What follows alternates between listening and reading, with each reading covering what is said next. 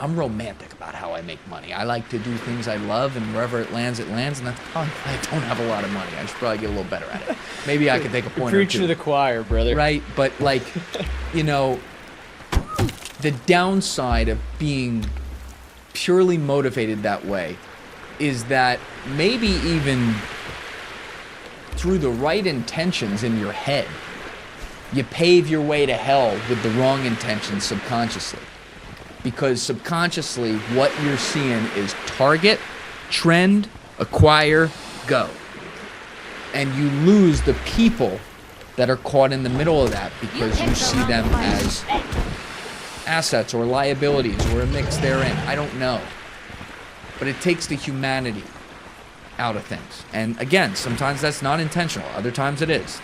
These guys like Kevin O'Leary, they got to look themselves in the mirror at night and decide what it is. And they know the truth there. So I won't say one way or the other. But, you know, when you're looking at late stage empires throughout history, we talk about it so much, there are all these different trends that happen over and over again. Go back to the Roman Empire, go back to any empire, and one of them is separation of classes. Diminishingly small, powerful, more and more powerful elites, and everyone else. And eventually, the scale of math and money tips. Now, what's funny is this is like the story of my life, but not what I just said, but about to say.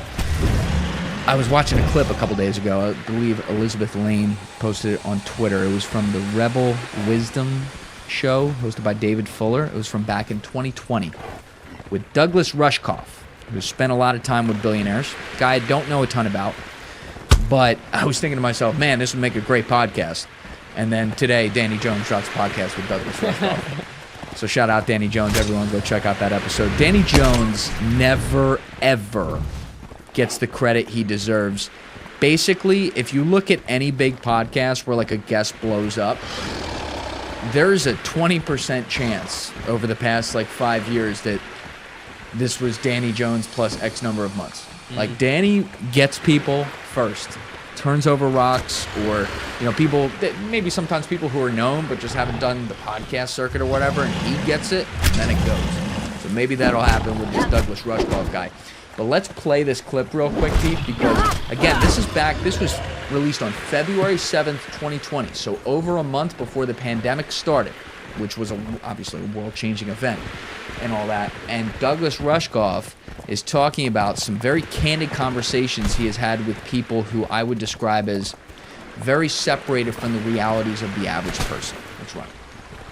Yeah, I was invited to do what I thought was a talk to like bankers or something at a resort, and instead of me going out on stage to do a talk, they brought these 5 guys into the green room who started peppering me with all these questions about the digital future, you know, like Bitcoin or Ethereum, augmented reality or virtual reality. I figured it was one of these things where it's just these 5 billionaires looking for investment strategies from someone who's on the ground in the cyber revolution. And eventually they got around to the question of, Alaska or New Zealand. And so they wanted to know mainly how to prepare for the inevitable collapse of society. And the question we spent most of the time on was, how do I maintain control of my security force after the event? Because their money's going to be worthless and these guys will turn on them. And it just struck me that here are the wealthiest and most powerful men I've ever encountered, yet they feel utterly powerless to influence the digital future. That the best they can do is prepare for the inevitable collapse and insulate themselves from the reality that they're creating by earning money in the way they're earning it. And it was sad, but it was indicative of the way these folks are thinking.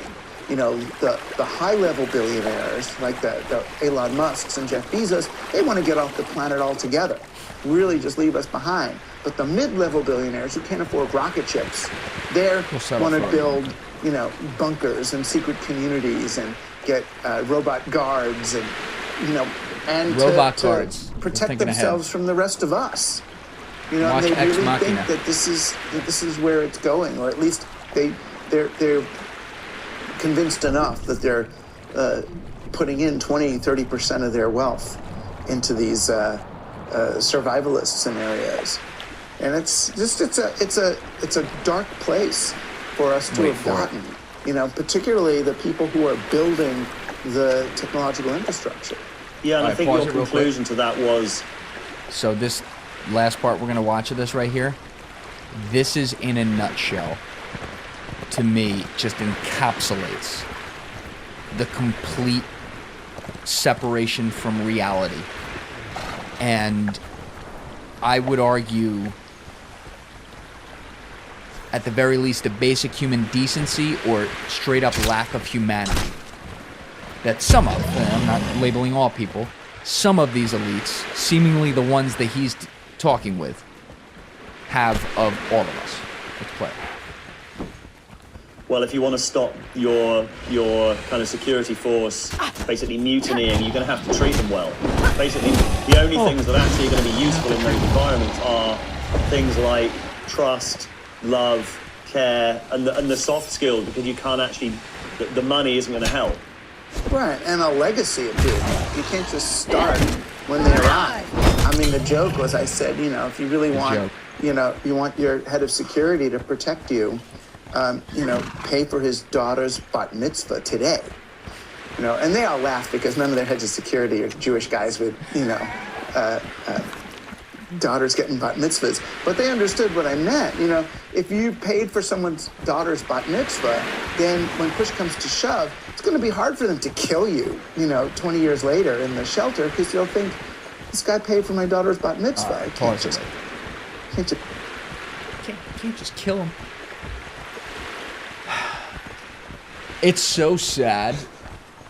It is so sad that advice like that needs to be given. It's basically like, yeah, you know, get a little ashtray money and fucking buy off your security guy. Throw him $100,000 so he doesn't kill you in 10 years when the whole world's over. And the fact that these people are thinking that way, and to Douglas's credit, he talked about the only things that would matter in that type of scenario, where he's like, love, trust, you know, lean on each other's safety and things like that. The fact that these people that he's talking with don't even know what that is. Yeah. Those words mean nothing to them. They operate in a world of just this. You know, you gotta live with yourself, man. I wish you all the best. But, like, don't come to us, the people, literally everyone who's not a billionaire, and tell them how to live their lives, whether that be through dark funding to the government. Don't tell us how wars need to be fought. I say all this knowing full well they're going to continue to do these things. But, like, I'm just, like, everyone, I'm sick of it. Like, you're not even... At some point, you're not even human. And, like, I even do wonder, a guy who I think has done some really good things in the past, and then other times pissing me the hell off, with Elon Musk. He's a controversial dude. But I wonder, like, he said this week his goal is to, like, make 10 million, or 10 trillion. Like, why do you need that? Yeah. Now, Douglas Rushkoff says it's because he's trying to get off the planet. Him and Bezos. That's what he said specifically. Because you think it's ending? You know, it's dark. It's dark, and I don't like it. Go ahead, dude. It's got Red Rising written all over it. I know you haven't. You were touching it a little bit and reading it, but that's Pierce Brown. Pierce Brown, yeah. Yeah, I'm trying to get into that writing style. His writing style is a little different. Well, you know, that Red Rising was his first book, so you'll see. By the second book, his prose gets a lot better, but man, jeez. Makes you wonder. And it does make you wonder. We'll be in at like a few hundred years from now. Yeah, guys, I don't like... Pure spec. If you pure spec. But, like, if you know me, politically I'm cynical. Fully admit that. But when it comes to life, I'm an unabashed optimist. Doesn't mean we're not going to talk about the dark shit. Doesn't mean we're not going to get pissed off at things. Doesn't mean I'm not going to shine a light in the alleyways that need it. Yeah. But, like, when I walk out of here, I go for walks. The sun is up. I'm happy. I spend time with friends. I go on dates. I have a good time. Like, life is life. And I feel so I don't know. Like, I wake up happy to be here. As stressful as, like, life can be sometimes, and the job, and everyone out there, you know what I'm talking about. Like, it's an amazing thing, and you never know when it's going to end. But if there's one thing I feel bad for these people on, it's that they're never going to know what that is, and maybe they never have. Yeah. Well said. I agree. You know? Yeah. Thank you guys for watching the episode. If you haven't already, please hit that subscribe button and smash that like button on the video. They're both a huge, huge help. And if you would like to follow me on Instagram and X, those links are in my description below.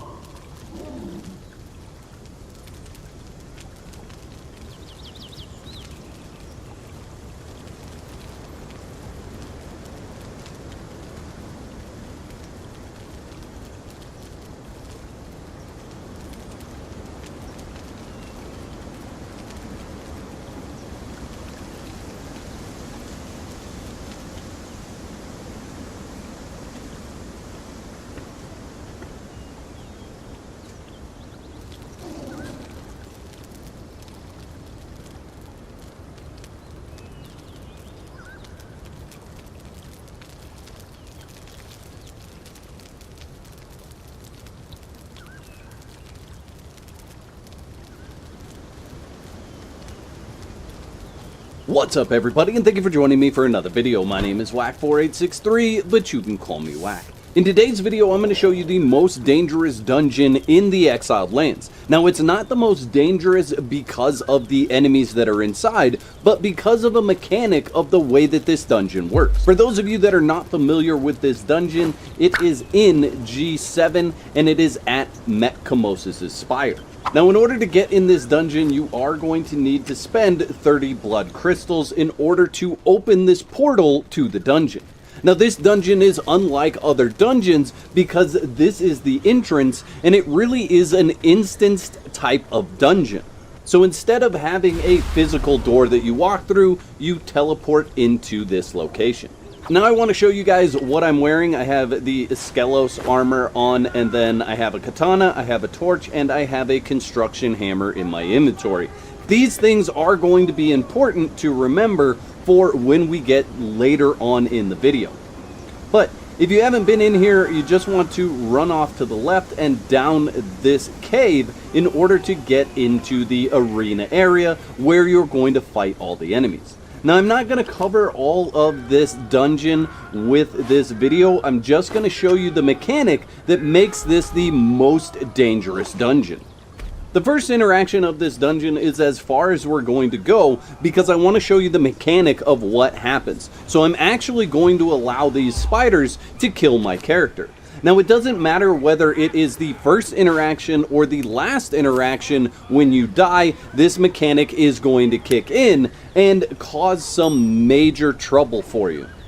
Now that my character has died, you can see I instantly become a loot bag, and I have three options: dungeon, bedroll, and bed. I'm going to choose bed in this instance so that I can show you what actually happens if you choose that. However, I have tried to spawn back in the dungeon, and what it does is it actually puts you into a boot loop, or at least it put me into a boot loop.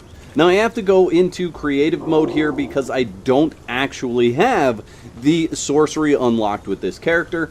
But what I want to do is summon my corpse. And you can see it says you have no corpse to summon. And if we take a look at the map, we actually don't even have a death marker. If we go back out to this dungeon and try to interact with it, it's going to give us a different error for trying to get in the dungeon. So we'll come up here, we will press on ignite, and you can see it says the destination is currently unstable, meaning I cannot actually get back into that dungeon. So all the gear, equipment, and loot that I had in my inventory is now lost. It's completely gone as if it was just deleted. Now, that's the way that the dungeon behaves when you are playing on a server. It will actually let you back into the dungeon if you're playing solo. It seems like it works to respawn you in that dungeon if you are playing on a solo game. However, if you are playing on a server and you die in there, you can kiss that loot goodbye. So my recommendation is that anytime you go in there, you want to make sure that you are going in there with the least amount of items in your inventory in case something goes wrong. If for some reason you die in there and you had thralls with you, it's very important for you to recall those thralls immediately when you respawn. Otherwise, left in the dungeon, there's a good likelihood that they'll end up perishing in there and you won't be able to get them back either. So just having the loss of their armor and weapons is better than losing the thrall outright.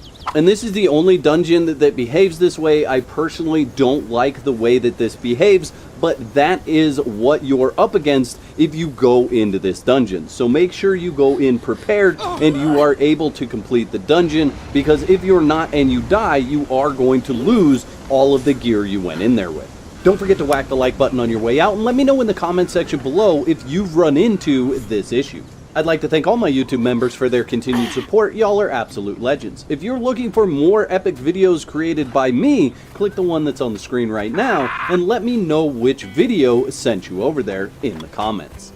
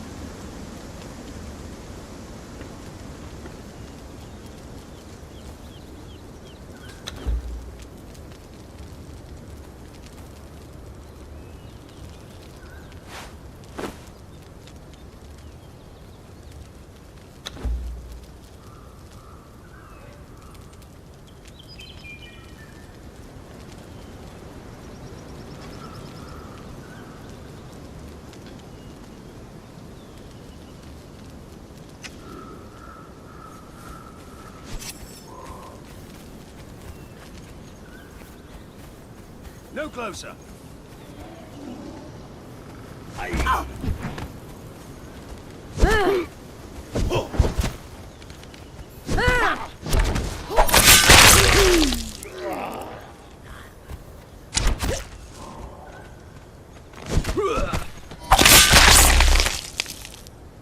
I never wanted to be here.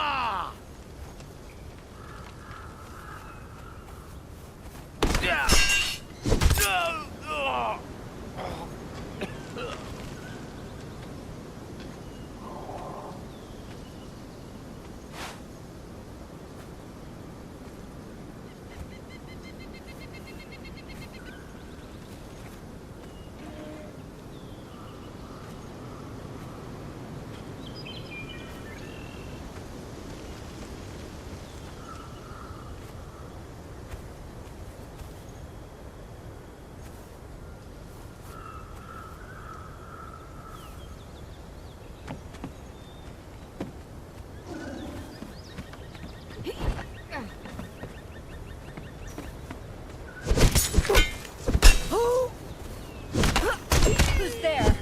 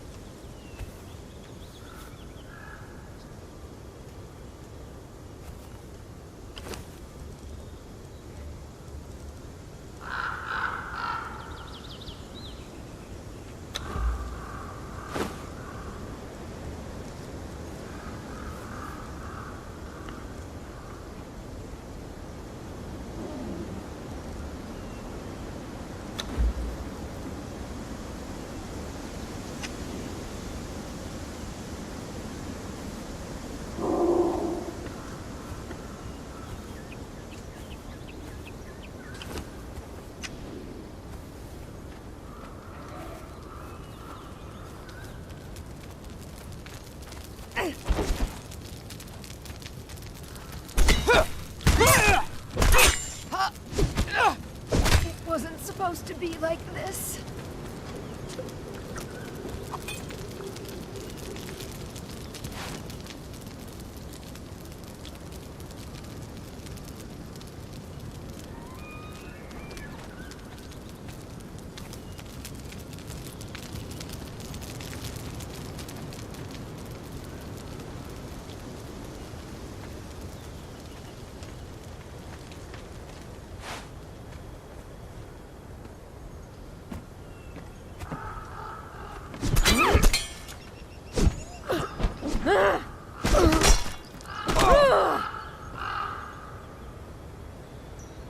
I never wanted to be here.